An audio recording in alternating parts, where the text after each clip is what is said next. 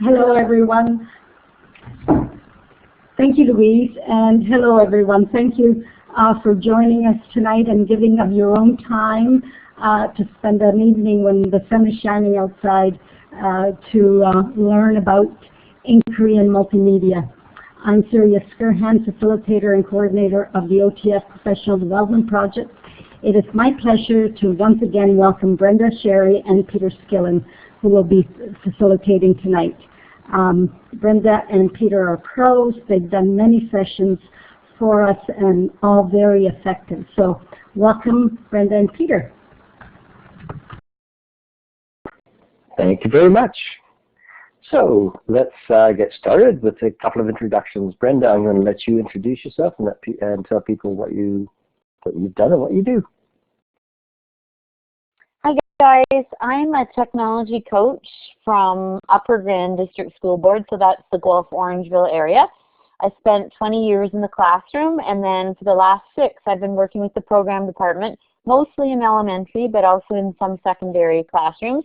And when teachers want to integrate some technology into their classrooms, they give me a call and we plan together, or I come in and we co-teach and work on trying something new with them and their students. So it's lots of fun. Thank you, Brenda. I'm Peter Skillen. Okay, I have to admit I'm a little older than that even. I started teaching elementary school in 1970 and taught elementary school for about 13 years, and then I moved into a central position in what we called at that time computers in education center, sort of ICT. So I was an instructional leader until the year 2000, and then I moved off to design a piece of software for a few years, which you'll hear a little bit about later. And now, in the last number of years, I've been working at the YMCA of Greater Toronto, first in a secondary school, and now as a person who works with staff at the YMCA, helping them sort of get into using technology in very collaborative ways within the organization. So that's what I've been doing. But I love doing these sessions with teachers, along with Brenda and others, so I'm glad you're here tonight. You know, I thought I should just give you a description of this evening's webinar and then tell you where we're going from there. So it's described as: find out how journal writing, collaboration, scaffolding, and information technologies can be brought to bear on student inquiry and knowledge construction. You will learn many techniques to develop students' deep understanding of the content and of their thinking processes. Many students are engaged in inquiry-based projects and in creating multimedia presentations to report their project findings. And these presentations typically include graphics, text, sound, animation, and video. Many of these projects are attractive and interesting, but what knowledge have the students constructed in their creation? Or was it merely a cut and paste activity? And did they learn procedural or metacognitive knowledge that will add to their expertise as a learner? In other words, did they learn more about how to learn? So that was the descriptor, and we're going to stick somewhat close to that. Naturally, as we go through co-creating a presentation, things change a little bit, but for the better, so that's a good thing. So we thought we'd start with a definition of knowledge construction, because it's a term that's been around for a while, and now it's finally getting some traction. So Marlene Scardamiglia and Carl Breiter, who came up with the term some years ago, define knowledge building as having several characteristics that distinguish it from constructivist learning in general.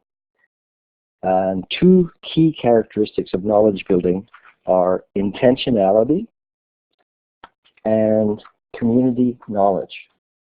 So intentionality captures the idea that people engaged in knowledge building know that they are doing it, and that advances in knowledge are purposeful. So it's almost a metacognitive piece. And community knowledge captures that while learning is a personal matter, knowledge building is done for the benefit of the community.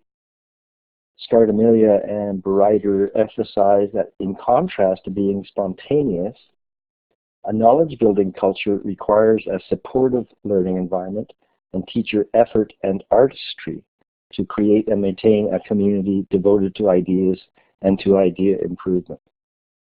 Now, we could spend like forever debating the difference between knowledge construction and learning because there are really so many nuances out there. Brenda and I spend hours actually yakking about it. But in the end, we really will all construct our own meanings for these terms. So rather than debate it here, we'll point you to a number of resources throughout the evening. Sound like a plan? So let's get started. Have you heard of the maker movement? Just type in the chat if you have or not, or give a check mark. I know it sounds like a bit of an off-topic question, but it will become clear while we're mentioning it here. Okay, Deb, we're going to give a brief overview of it. The maker movement has become extremely popular in the last few years, and it's usually associated with the making of things with electronic items, circuit boards, 3D printers, Lego, found materials, wood shops, metal shops, coding or programming. It's similar to sort of a do-it-yourself event or thing, and craft nights, like book clubs almost in a sense. There are maker fairs and maker studios all over the place, and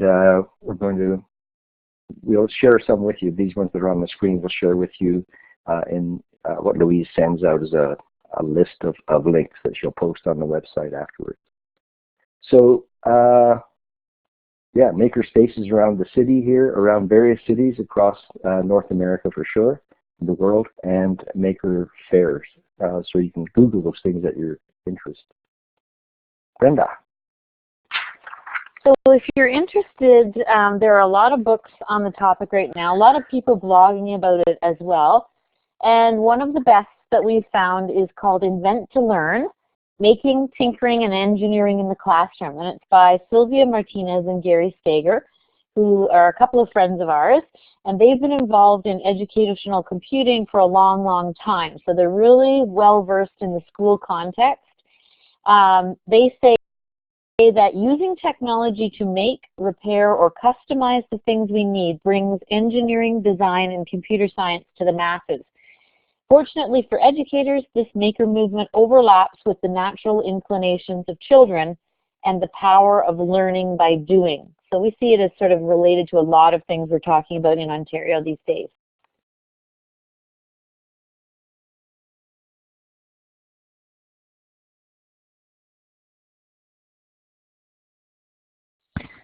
Did we lose Brenda?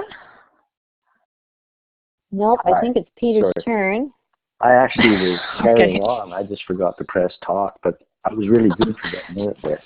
We missed it. So we lost Peter then. No, I'm here. Yeah. So, this movement's been a long time coming. This time around, because let's face it, Dewey spoke of it early last century when he spoke of experiential learning. But this time around, since information technology has become affordable and accessible, it was Seymour Papert and his colleagues who founded this notion of children as makers when he coined the term constructionism, which you'll hear about shortly. Now, Seymour studied with and subsequently worked with Jean Piaget, who, as we know, was instrumental in the origins of the constructivist learning theory, along with Jerome Bruner, Maria Montessori, Lev Vygotsky and the social constructivism movement, and others. And that? So constructivism is one of my favorite things. It's a theory which suggests that people actively construct their own understanding and knowledge of the world, and they're not merely passive recipients. So we get away from this idea that a child's head is an empty place that we pour in information. These understandings arise through experiencing events and then reflecting on the experiences that we have. If we encounter something new, we often experience some dissonance. We get confused, we struggle to understand something, and then we maybe even ponder things for a while.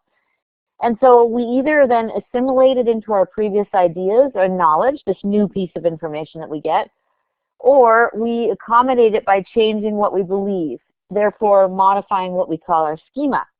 Or maybe we even just disregard the information. That's possible. We might consider it irrelevant.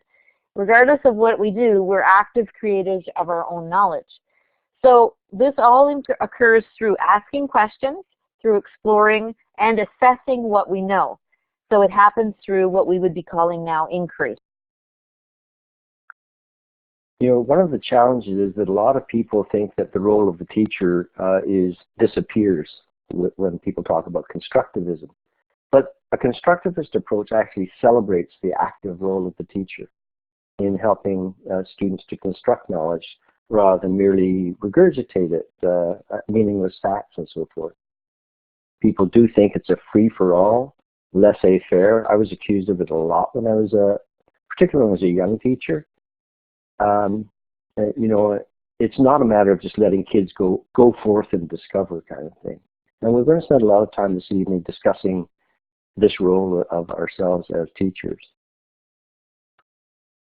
In constructivist classrooms, you will see lots of project-based learning, problem generation, problem-solving approaches, inquiry-based activities, where students are really engaged in seeking out their own questions, their own driving questions, where they're actively generating possible solutions, and then, you know, really digging in and investigating and reflecting on how well they've done. The other thing that you'll really notice is that kids will be making their knowledge and processes available, visible to the other students in the classroom. So they're open for discussion and for collaboration, disagreement, and so forth. So the teacher's role really becomes critical as a facilitator, as an educator, and as a co-investigator into the thinking. Another thing I love is that constructivism leverages the students' natural curiosity about the world and how things work. And their engagement is invoked through respect of their current knowledge and their real-world experience. Their hypotheses and investigative methods are honored and honed. And we'll talk a lot about our challenge as teachers to take on a different role to what sort of comes naturally. And I know Brenda and I have both struggled with it in classrooms and other scenarios. So these are really some of the basic principles of constructivism.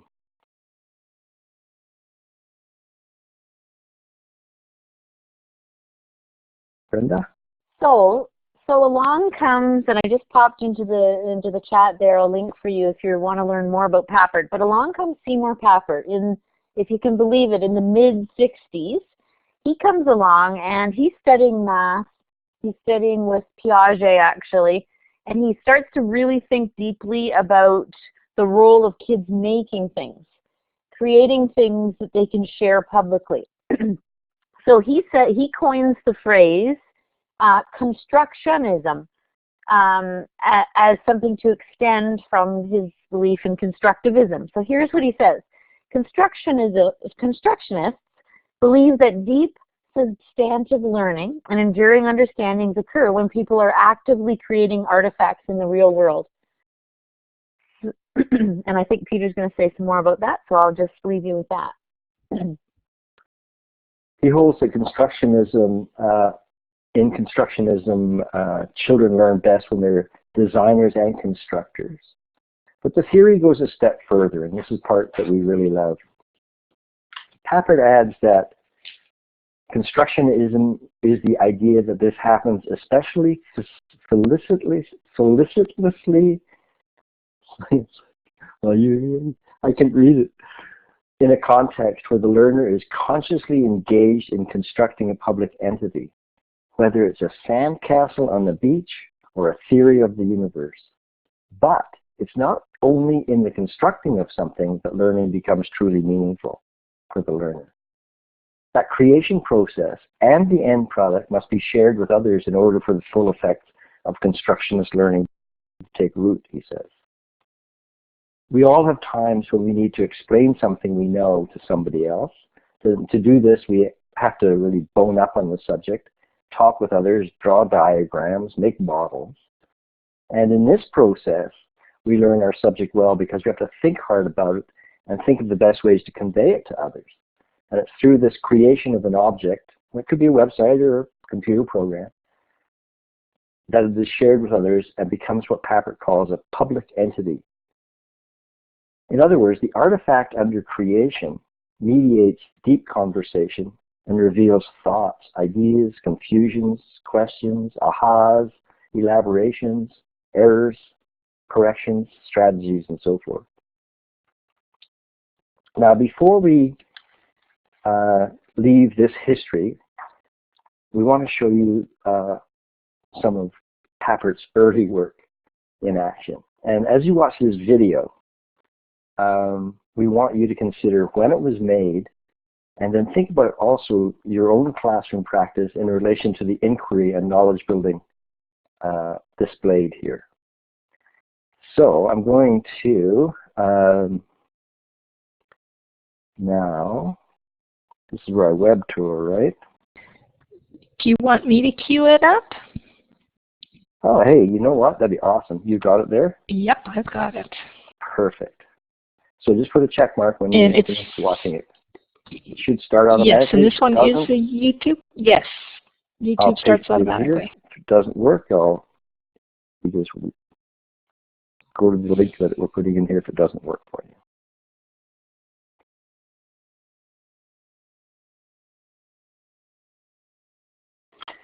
That goes on to another interview, so we don't need to listen to that. As soon as we're watched, there we go. So, yeah, great comments in the chat area.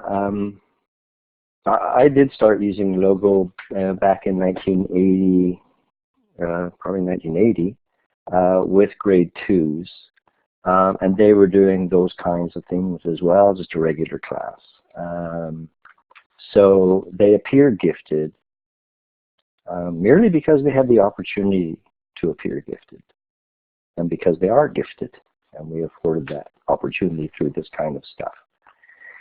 So it was one of the first environments I ever used, and I was quite involved with Logo throughout the 80s and 90s, and actually I'm revisiting it once again with the new stuff that's coming out right now, actually from Seymour's daughter and Seymour's daughter Artemis Papert, and Brian Silverman, with whom I worked at LCSI, Logo Computer Systems Inc., who developed and wrote most of the world's commercial logos after that. Sheila. Oh no, it's Vera.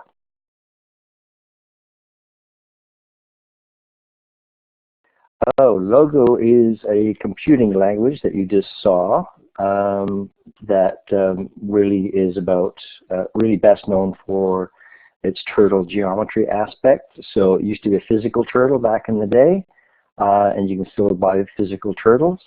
And in fact, they don't have all the wires connected to them anymore. They're just done with Bluetooth or with infrared. So you write the program on the computer, and you push the information across to the device, because,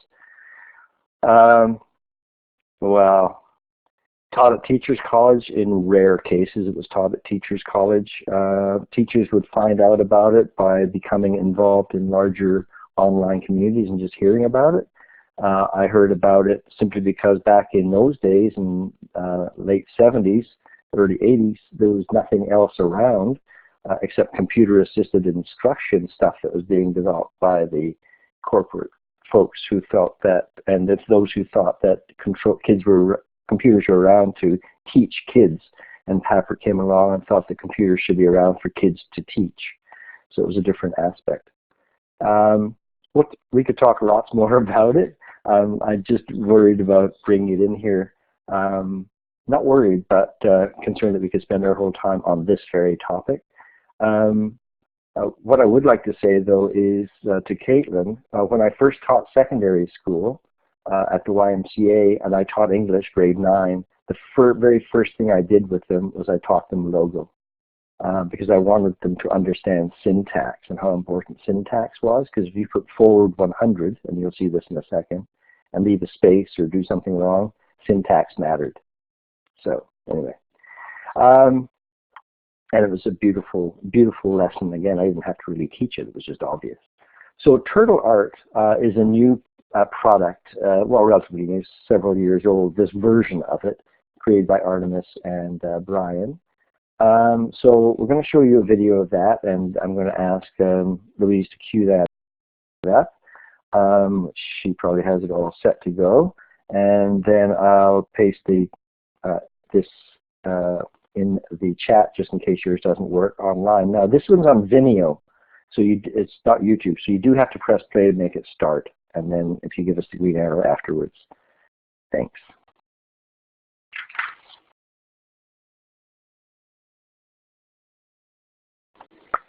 Okay, I'm not sure if everybody's finished yet. Probably pretty close. I had a little trouble. I moved the Vimeo window accidentally, so I'm not sure what happened. There's so many moderators, we kind of messed things up. So anyway, we moved on to this next. Oh, that's the page. So I'm going to skip over a couple of things here. So I put a Turtle Art Gallery link in the text in the chat area there. A huge number of artworks that you can create with it.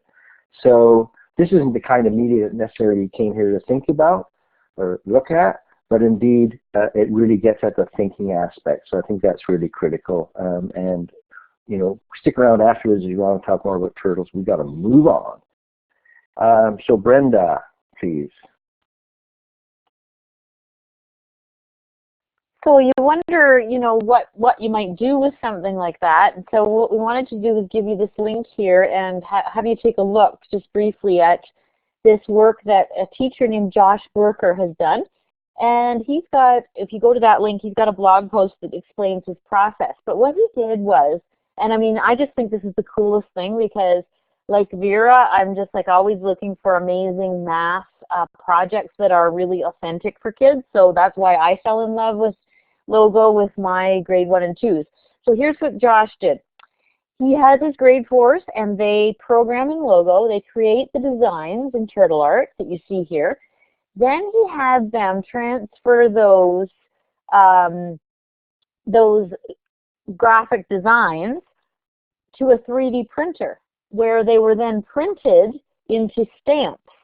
And the kids used the stamps to stamp clay and paint the clay that you see here. So I just thought it was an amazingly rich collaborative project, thinking about all the learning that everyone in the class would be doing, including the teacher along with them, and then how exciting that was, a way to bring math to life. So we just wanted to share that one with you. It's awesome. The other thing that we have to mention is that Brian and Artemis are actually coming to ECHO this year, to the ECHO conference. Put the link in the chat. In November, they're going to kick off the Wednesday day, and then they're coming to, Brenda and I run something called Minds on Media, which is a series of, a number of centers where people can travel around all throughout the day and work with different tools and thoughts and so forth. And Brian and Artemis are going to do a Turtle Art Center for us, and we're so damn excited, we can't tell you. So it's just awesome. Okay, so here we are now. We've established that today's maker movement has strong roots in Papert's constructionism and Piaget's constructivism and Vygotsky's social constructivism and in Dewey's experientialism. But today's maker movement is nearly always described in terms of what we've just seen: electronic making, or making with coding, or robotics, or now lately 3D printing. But as Papert said, we totally agree. It matters not whether one is making a sandcastle on the beach or a theory of the universe. And we're here this evening to think about students making with media. And, you know, for years, since the rise of multimedia in schools, we've seen kids making multimedia presentations to represent and demonstrate their learning, their newfound knowledge. But, like, how often is this newly constructed knowledge as opposed to found and regurgitated information? or how often is it actually publicly created, not just shared after the fact? Somewhat superficially at that. Marlene Scardamalia contrasts knowledge telling with knowledge construction. How often do we see them just grabbing stuff from the web and creating, something, a movie, PowerPoint, Prezi, explain everything or something? Sometimes it may be gorgeous, and sometimes it maybe not so much. So, in fairness, the kids maybe have learned some new information about the subject that we didn't know before. Maybe they learned, some new computer skills, presentation skills. That's good. But how do we help them kick it up a notch? How can we support them in building new knowledge? If we consider those standard definitions of assimilation and accommodation, a la Piaget, it might help us understand learning and knowledge construction a little better. Now, Brenda, I'm going to ask you, I'm wondering, because we are running probably later than we had planned, so I'm just wondering about maybe the activities at some point. So we'll just have to think about what we might trim, that's all. I'm just asking you to think about that. I'm not sure where. Maybe, anyway, think about it. Let me know. We're going on to this one. Okay, so all the definitions that we hear about, I guess, point us back to looking to the learner. So this is a graphic Peter created, I don't know, way back in the 80s sometimes. If you look closely, you can see that it says look to the learner in there. So because it is the actual child schema to which we have to attend to as teachers, we know we've got some strategies to do that. So probably one that's popular with all of you folks is like a KWL chart. That was also created in the 80s by a woman named Donna Ogle. Where you put what I know, what I want to know, what I learned. Some people even put an H in there now and say how I want to learn it, that kind of thing. So we have to know our learners. They need to know what they know, they need to know what they don't know, and they need to know what they want to know. So we have to figure out, draw out their knowledge, and they have to know what it is they need to know. So it sounds a lot like metacognition, for sure, and certainly it is. So what we wanted to do was to give you guys a couple of minutes to think about this and type your responses in the chat. And if you take that understanding that your kids need to know themselves as learners, we wanted to share now what kind of classroom structures or techniques or classroom culture or principles do you hold dearly, sort of, in order to get at those elements of self-knowledge that your kids have in a subject area. So if you could just, I'm going to set the timer for 2 minutes, and we'll give you a chance to type in the chat, how do you help kids know themselves as learners? So you go ahead, and I'm going to set the timer.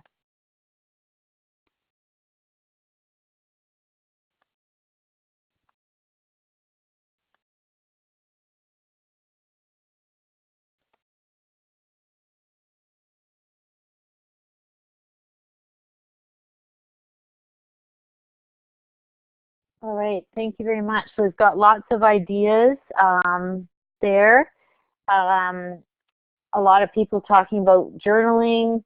I know Peter's smiling when he sees that because he's big time into journaling, giving time to reflect, working on things like tribes or norms around conversations and trying to get problem solving and thinking about problems. So really great ideas there. One of the things that we've put in here for you is, if you haven't had a chance to look at it yet, is one of the monographs from the Ministry of Education. It's called Inquiry-Based Learning. And we're, even though we're big fans of knowledge construction, what it's really nice to see is that this monograph from our ministry is filled with quotations from Marlene Scardamalia's work that Peter was referencing earlier, talking about how the need to move away from the idea of pouring information into a child's head, the ideas of constructing knowledge, that children have a shared responsibility in this process. I really love that.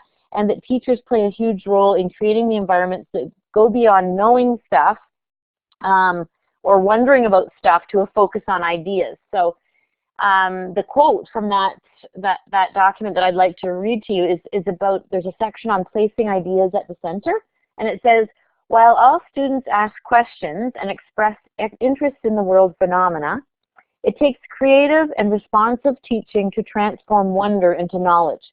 To begin, inquiry works best in a classroom in which ideas are placed at the center. Establishing a culture in which students are encouraged to express ideas, but also to respectfully challenge and test one another's ideas, is an important first step in the inquiry process. This spirit of inquiry is achieved by welcoming ideas and trusting that even the simplest questions can lead to something greater and not yet evident. Like any good growing system, these questions need to germinate. Students' ideas can be expressed in many forms: questions, comments, diagrams, pictures, dance, etc.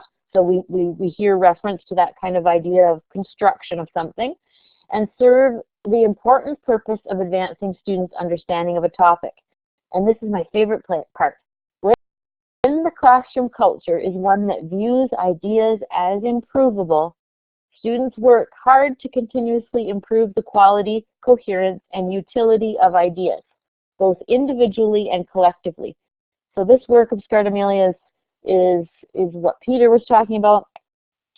He actually worked with her, so he's going to tell us about that coming up. But I really love the idea. I know Vera mentioned earlier about our curriculum and our report card comments, but I really grab onto this one from the ministry, and I hold it in my hands all the time, because there is what advice for us as teachers, so we know we're on the right track when we're doing those things.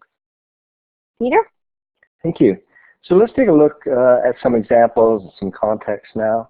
You know, Marlene Scardamelia and Carl Breyer developed one of the very first online collaborative knowledge building spaces. It used to be called CSILE, S-C-S-I-L-E, Computer Supported Intentional Learning Environments. But now it's called Knowledge Forum. Here's an old video describing it. What we'd like you to do is about 6 minutes, 5 minutes. Take note of the techniques that are in here, and think of ways that you might incorporate that into your practice, either face-to-face or online. Now, this is a YouTube, so it should start automatically. And although it's a program that you can purchase, we'll show ways to incorporate the ideas, you know, without having to purchase it, right? So if you could cue that up for us there, Louise, are you good?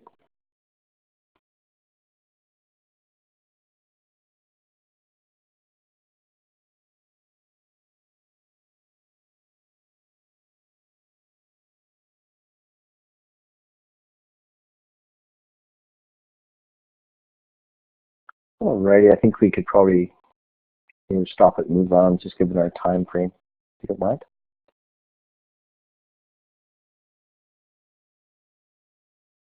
Thanks, Louise. Yeah, so Knowledge Forum, I mean, that's an old video. It was, and CSILE was developed quite a lot earlier than that. So I just want to, show you that you don't have to have the software either. You can use blogs, wikis, other things, and do similar kinds of things within a face-to-face and an online environment that does not cost money. So these are some of the scaffolding prompts that I've used in the past. Because actually back in '86, I worked with Marlene, as Brenda said, and developed something called Thinking Land, and used these prompts in there. I liked Thinking Land at that time. CSILE did not have any graphics, so HyperCard did, so that's why I went to use it. And it was basically an online collaborative and scaffolded journal writing environment, because I love journal writing. I think it allows for the externalization of knowledge through language, and we know how important language is in making sense of stuff. So more to say about that, but I'll skip over it now, and you can go read it on my blog, but just because of time at this point. But so this was a very bad image of the interface of Thinking Land at the time. But one of the kids, we had the kids in groups of 4 or 5, and one of the kids. So this area on the upper left is where kids would type their journal entry, and they could have multiple pages. They could, on the right-hand side, draw a model or image of their ideas, and the comment area or discussion area is in the bottom left-hand corner, and they click on the JS in the very bottom row to get journal starters. So that's the context. But basically, Larissa wrote in this in her journal, I want to learn more about Prince Edward Island's prize-winning potatoes. It seems to me that everyone thinks PEI's potatoes are definitely the best. Why? I'm going to find out why PEI's potatoes grow so much better than any other province in Canada. Later today, I'm going to get some more information about PEI from Tim.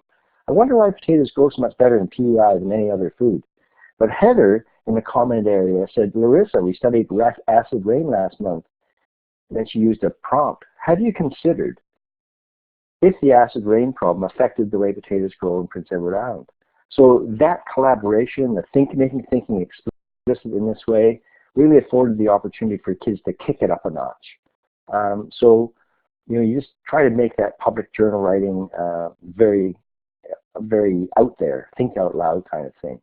And one of the things you can do is have kids go back through their previous journals, their own and those of the other kids, and you can give directions such as, hey, find out where an old piece of knowledge has been used in a new way. Or, hey, kids, go through the journals and bring to the next discussion, you know, when we get together, examples of confusions your classmates have. Or bring to the next discussion examples of strategies your classmates are currently using. So, like I said, this can be blogs, wikis, wherever, face-to-face, or, you know, other, you know, and Brenda will explain a couple of, you know, real classroom spaces that you can do this.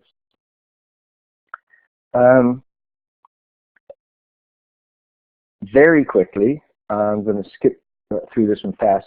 If kids are creating a multimedia project, let's say they're creating a website or some other thing, typically what happens is, you know, a kid or group of kids gets the circulatory system on the human body. Somebody gets the muscular system, somebody gets skeletal system, and then you create a top menu system and click on circulatory system, and it goes down through the circulatory system, you know, pages, and then you go back up to the main menu. Well, the kids only get to know about their own thing. They don't get to know what the other systems are doing. So what you want to do is to try and get the kids talking to one another across these various groups. So set that up, facilitate that. Then you'll find out that, you know, kids will make a nice web of information with cross-links, because let's face it, the circulatory system does affect the muscles, and the skeletal system sort of has the muscles attached to them, so they really should be talking to one another. Yeah, okay, Brenda. So I had a chance to work with a couple of teachers too over the better part of a year, about a year ago, and they wanted to learn about how to begin with inquiry. And I often get people to want me to come out and help them, show them how to do it, which is such a challenge because there's really no right or wrong way, and it depends on the class and it depends on where the teachers are at. So we had this lovely luxury of working together. They knew they wanted to try more inquiry-based approaches, and they knew they wanted to use wikis. So we're a Google Apps for Education board like Chris. It's actually our board and your board are joined together in a code project, Chris, that has brought Google Apps to our board. But a year ago, we didn't have that. So we decided on wikis, that wikis are really just a collaborative website that you can create. And we decided that they would be a good way to share learning. So you can see the 4 pictures there, and you can see a sort of a bottom-up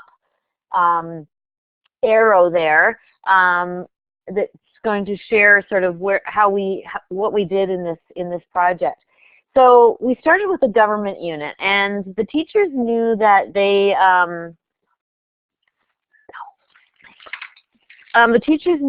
wanted to work in the area of so they started with the government, and they started to get their kids brainstorming questions, and what they learned from that series of activities actually was that they needed to learn about how to get kids asking good questions. So they worked a little bit with cue charts, and they had students sorting questions and really learning about what were fat and fit questions, and we've done other webinars more specifically on that kind of thing. And that was the learning that came out of that. They sorted those questions, they grouped kids based on their own interest areas in terms of research, and they had them create a multimedia presentation with frames. So this was more of a knowledge telling, but the teachers learned a lot around the questioning. Then they moved on to space, the next unit, and what they learned during that inquiry was that they had students jump into a KWL chart far too early. So they didn't have enough of a background knowledge. They didn't give them time to explore the topic. They didn't have a real provocation that would get the kids interested, although Chris Hadfield was just starting to be on Twitter, so that was a really big help because we started following him on Twitter, and that helped the kids start asking some good questions. So again, they were really not satisfied. They had students in teams, and they each had a page, and they were generating information, but what was happening was it was becoming more like an aggregation of stuff. People posting lots of links, but kids not really going through the work together. So I wasn't around too much for the sound unit that they did, and then they got on to medieval. So by this time they knew they were very comfortable with using the wiki, the teachers were and the students. They knew they loved the engagement they were seeing from the kids, but they really wanted to bump it up a notch in terms of how they finished the year with this final unit. So they did two really important things that turned this product into not just knowledge telling, but something more substantive. What they did was they created opportunities for the kids, and this is Peter's quote that he always uses, so I steal it all the time. They had opportunities for the kids as they're doing the research, as they are in teams building their pages on the wiki, tiptoe back through the work of others. So they created several opportunities for kids to do things like the one that I was there for was the scavenger hunt, where I would create my research page and then I would create a game for students who were coming to my page and have them really dive into my knowledge and work with my page. So that was one interesting thing. The second thing they did was they made the culminating task dependent on the work of everyone in the class. So what happened was the culminating task was around describing yourself in the role of medieval times. So you might be a servant, or you might be a clergyman, or you might be a lord. But you did the research based on your interest group. But when it came time to the culminating task, the two people you were comparing were just pulled from popsicle sticks. So exactly, Vera, really positive interdependence. So it was really advantageous for every student to make sure the other pages looked great, because when they pulled their popsicle stick to do their final assignment, it might be that page they were using for their information. So this was really an aha for the teachers, and it really made them excited about continuing with inquiry, but making the space that students were using a little more collaborative and interdependent. This was grade 4-5, Chris, and it was a year or two ago, so it wasn't this new curriculum, it wasn't the new version. It was, and these teachers also had split grades, so they worked together a lot. They didn't always teach every strand each year. They split that up, so over 2 years, all the kids got what they needed to get. So that was one exciting project I was involved with. And I think, Peter, it's back to you. Awesome, thank you. So we have some examples here. I'm wondering, do we have time for all three, Brenda, or do you think we should do two and then move on? And if we have time to come back? Let's do two. Let's do two. Okay. Yeah, let's do two. Alrighty. So, Brenda, which one would you like? I know which one I like of those that you have here.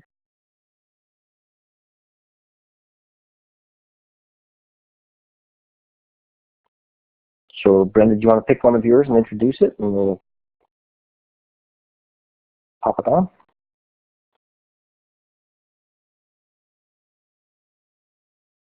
Oh, her talk button died. Okay, so what I'll do is introduce one of hers. I'm going to pick the When You Text and Drive. So this is something, Brenda runs a DigiFest every year. Okay, I will introduce the... Perfect.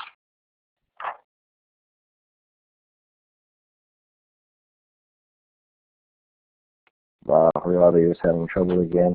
It may catch up in a second. Louise, could you take the texting one and cue it up, and we'll watch that. I'll put the link in here.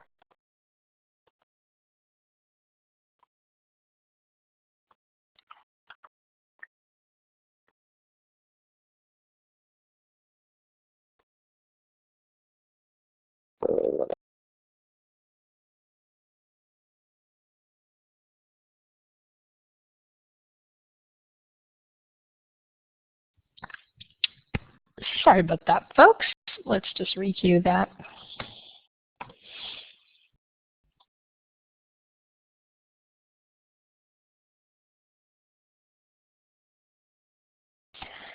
Back to you, folks. Okay, that was very weird. If you didn't see it, the link is there, folks. You can watch it another time. Maybe you could queue up Hidden, and we'll watch that. I'll just explain that this kid that created this was well, he had challenges in life. He didn't think that art should be hidden from the rich, and thought it should be available for all to see. He wrote the lyrics, wrote the music, performed the rap, and made the images and video, and he was grade 11-ish.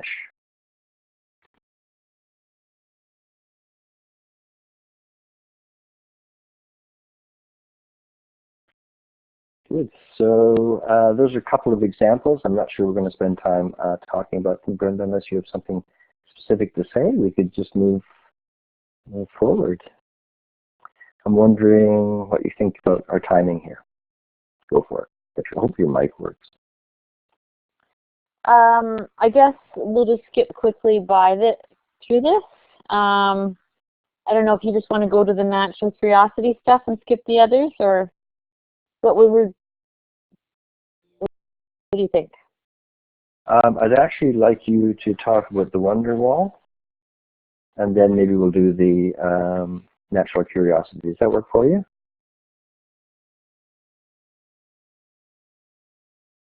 Yeah, this page. Yeah, sure. I guess one of my biggest challenges in all this around inquiry and having kids constructing their own knowledge is always resisting the urge to tell them things, you know, and giving that time, giving them that time to struggle and have the dissonance and maybe not rush into things. This is so critical, and yet sometimes it's so difficult for us as teachers, especially when we feel the pressure of what we have to cover, in quotations, in the curriculum. So I have really fallen in love with visiblethinking.org, so I'll just type that in the chat. And we have another webinar that we kind of did around that. But if you haven't checked out this website, thanks, Peter, there are so many great routines and questions that help you resist the urge to tell, help you stand back and let kids take the center stage around discussions and that kind of thing. And you have to take the time, right, Vera? Exactly. So one thing that I did recently, so you see a lot of this kind of thing in our schools now where people are having wonder walls and making them organic places for ideas, focusing on ideas. People can add to them. They can be in hallways or in classrooms. And that idea that the focus in the room is on the ideas the kids are having. And I was in a beautiful classroom. Sorry, I've just kind of lost track of the slide. I guess it's here. Recently, it was actually in York Region, Chris. It was at Black Walnut Public School. So at this grade 1-2 class, this teacher is trying to begin with inquiry. And we know that in order to get those foundational pieces in place, where kids are listening to each other and talking to each other, you have to give them time to develop those kinds of routines. So what this teacher did was she started 3 times a week just with a wonder. So she put an image up on her projector, and the kids had a wonder book, and they were asking questions in their book about what they were looking at. And she was using one of the thinking routines from Project Zero, even though she didn't really recognize it as that. So she was doing a great job asking them, what do they think? What do they see? What do they think? What do they wonder? And Then she asked a few of them to share, and she really used some of the knowledge building practices when she asked them to share. So she would acknowledge someone's response, and then she'd say, does anyone have anything to build on to Joseph's comment? Does anybody have any comments about what so-and-so had just said? And what she really, her goal there was to get the kids to understand that they don't always have to go to Google or a teacher to find out the answers to their questions, that they had a lot of knowledge inside them, and if they started to listen to each other, and if she could tease it out of them and facilitate that, that was a big piece. And I thought it was a beautiful illustration about what inquiry in primary would look like at the beginning. And I also thought it would be very cool if we started to document with some of our multimedia and kids, if we didn't ask them to talk about so much about the stuff they learned as how they learned it. So I thought after watching her that the idea of telling a story about ideas and about our learning would be really fascinating to do with kids. So that's that. I'll take back to Peter there. One thing I want to add about the Wonder Wall that may not be as obvious from these particular pictures is that it's not like a bulletin board. I mean, the kids put up stuff.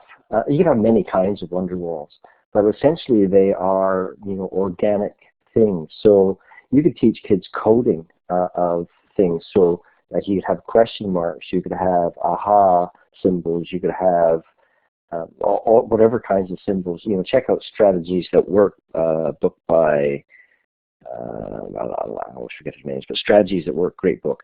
You know, and when kids put something they're wondering about up there, thank you, Stephanie Harvey and Anne Goodvis, then other kids can go up and tag it with something and continue the dialogue almost as if it's an online space. It's gorgeous. Love it. So here is an incredible, awesome resource that has come out in recent years, Natural Curiosity. And it's both a book and a website. It's based on research and work at the lab school at Eric Jackman Institute of Child Study. And you can download